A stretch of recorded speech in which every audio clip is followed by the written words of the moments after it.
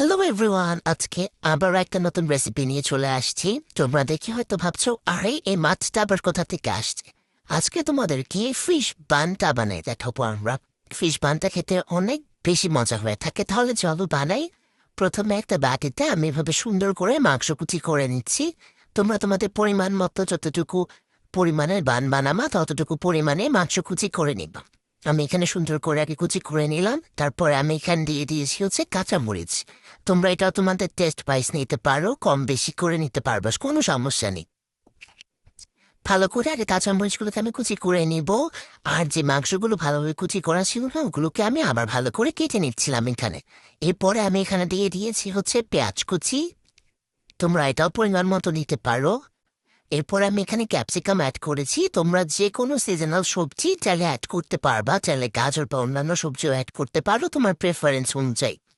এরপর আমি এখানে দিচ্ছি হচ্ছে একটা টমেটো সস। দিয়ে এগুলোকে ভালোভাবে আমাদের মিক্স করে নিতে হবে। এরপরে যা করব সেটা হচ্ছে একটা বাটি নিয়ে একটা ডিম ভালোভাবে ফাটাই নিব। এটা ফেটিয়ে নেওয়ার পরে আমি এখানে একটুখানি লিকুইড মিল্ক অ্যাড করে দিচ্ছি। মিল্ক অ্যাড করে এটা মিক্স করে নিব। এরপরে এখানে দেখতে পাচ্ছ আমি একটা ডো বানিয়ে রেখেছি ইস্ট ময়দা এসব দিয়ে।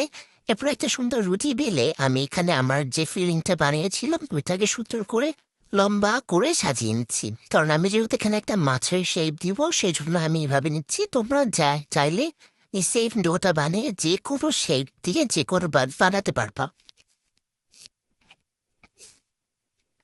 তোমরা দেখতে পাচ্ছ ভালোভাবে এখানে আমি ফিলিংটা দিয়ে দিয়েছি। এরপরে আমি তারা মাছের শেপটা দিয়ে দিয়েছি। এরপরে এখানে আগে থেকে বাঁধিয়ে রাখা ওই যে ব্যাটারটা ছিল, আমার যে মিক্সচারটা ছিল মিল্ক আর এগে, ওইটা ব্রাশ করে নিচ্ছি। এটা তোমরা অবশ্যই ফলো করবা, তাহলে বেক করার পর দেখবা অনেক সুন্দর একটা কালার আসছে। আর খেতেও কিন্তু অনেক বেশি মজা লাগে। তো এই স্টেপটা তোমরা সবাই মনে কর, অবশ্যই অবশ্যই অবশ্যই মনে করে ফলো করবা। এরপরে যে স্টেপে আমি এখানে একটু সাদা তেল স্প্রেড করে দিচ্ছি। বেশি বেশি করে দিবা, তাহলে দেখবো অনেক বেশি বেশি মজা হয়েছে।